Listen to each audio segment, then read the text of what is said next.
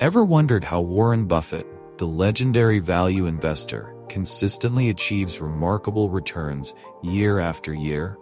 What if I told you his secret lies in a simple set of rules that anyone can follow?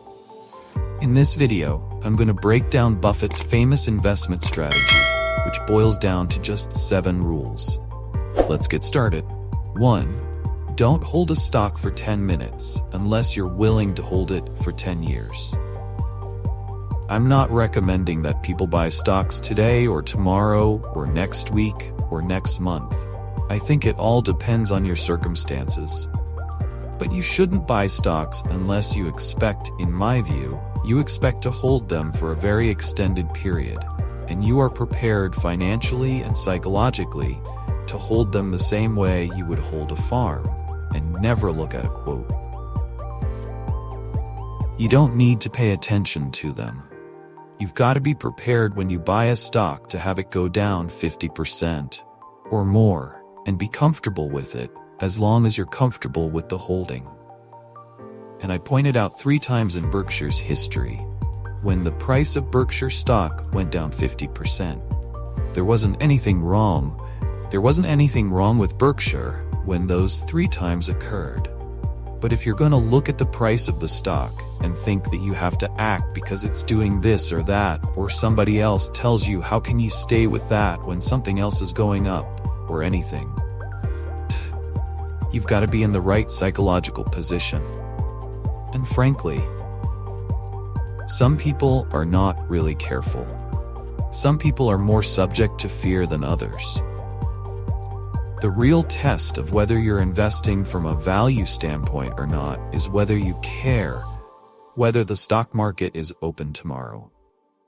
If you're making a good investment in security, it shouldn't bother you if they close down the stock market for 5 years. 2. Don't lose money. The first rule of an investment is don't lose. And the second rule is don't forget the first rule. And that's all the rules there are. I mean, if you buy things for far below what they're worth, and you buy a group of them, you basically don't lose money. 3. Buy stocks below their intrinsic value. The only reason for making an investment and laying out money now is to get more money later on, right? That's what investing is all about. If you buy Coca-Cola today, the company is selling for about $110 to $115 billion in the market. The question is, if you had 110 or 115 billion, you wouldn't be listening to me, but I'd be listening to you, incidentally. But the question is, would you lay it out today to get what the Coca-Cola company is going to deliver to you over the next 200 or 300 years? The discount rate doesn't make much difference as you get further out. And that is a question of how much cash they're going to give you.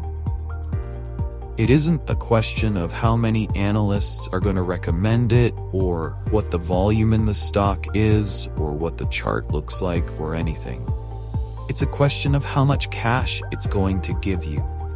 That's the only reason. It's true if you're buying a farm, it's true if you're buying an apartment house, any financial asset. You're laying out cash now to get more cash back later on. And the question is, how much are you going to get? When are you going to get it? And how sure are you? The real question is, Berkshire is selling for 105 or so billion now. If you're going to buy the whole company for 105 billion, can we distribute enough cash to you soon enough to make it sensible at present interest rates to lay out that cash now? And that's what it gets down to. If you can't answer that question, you can't buy the stock.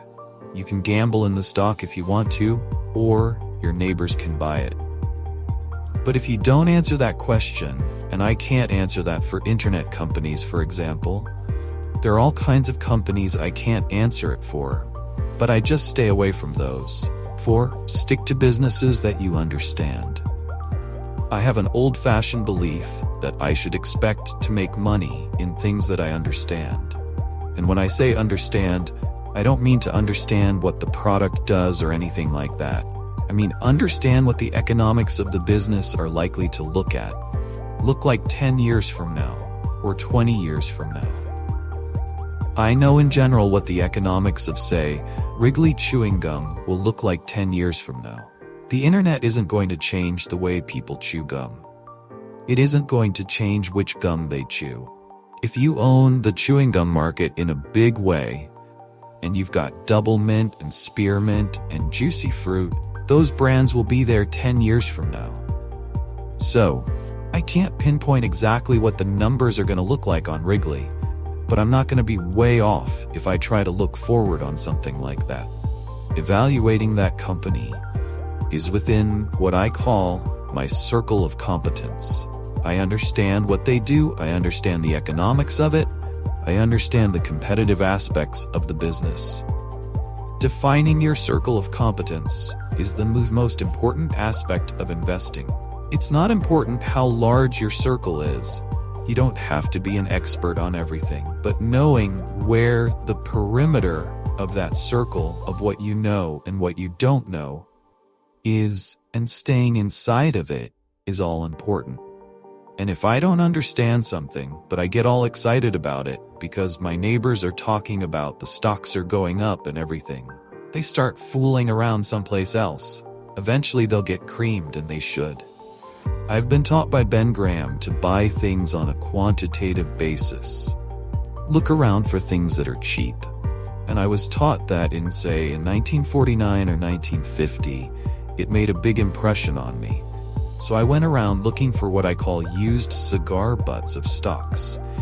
And the cigar butt approach to buying stocks is that you walk down the street and you're looking around for cigar butts, and you find this terrible looking, soggy, ugly looking cigar, one puff left in it, but you pick it up and you get your one puff. Disgusting, and throw it away, but it's free. I mean, it's cheap. And then you look around for another soggy one puff cigarette. Well, that's what I did for years. It's a mistake, although you can make money doing it, but you can't make it with big money. It's so much easier just to buy wonderful businesses. So now, I would rather buy a wonderful business at a fair price than a fair business at a wonderful price. 6. Be greedy when others are fearful, and fearful when others are greedy. Warren Buffett. People behave very peculiarly in terms of their reactions because they're human beings, and they get excited when others get excited. They get greedy when others get greedy. They get fearful when others get fearful, and they'll continue to do so. And you will see things you won't believe in your lifetime. In securities markets, investors behave in very human ways, which is they get very excited during bull markets. And when they look in the rearview mirror and they see a lot of money having been made in the last few years, they just push and push and push up prices. And when they look in the rearview mirror and they see no money having been made, they just say this is a lousy place to be. So they don't care what's going on in the underlying business. And it's astounding. But that makes for a huge opportunity. Just huge opportunity. It doesn't take brains. It takes temperament. It takes the ability to sit there and look at something. When I started out in 1950, I would go through and find things at 2 times earnings. And they were perfectly decent businesses, and people wanted jobs at those companies. And everybody knew they were going to be around, and they wouldn't buy them at 2 times earnings. And that's when interest rates were 2.5%. 6. Be greedy when others are fearful, and fearful when others are greedy. People behave very peculiarly in terms of their reactions because they're human beings. And they get excited when others get excited, they get greedy when others get greedy, they get fearful when others get fearful, and they'll continue to do so. And you will see things you won't believe in your lifetime in securities markets. Investors behave in very human ways, which is they get very excited during bull markets. And when they look in the rearview mirror and they see a lot of money having been made in the last few years, they just push and push and push up prices. And when they look in the rearview mirror and they see no money having been made, they just say, this is a lousy place to be.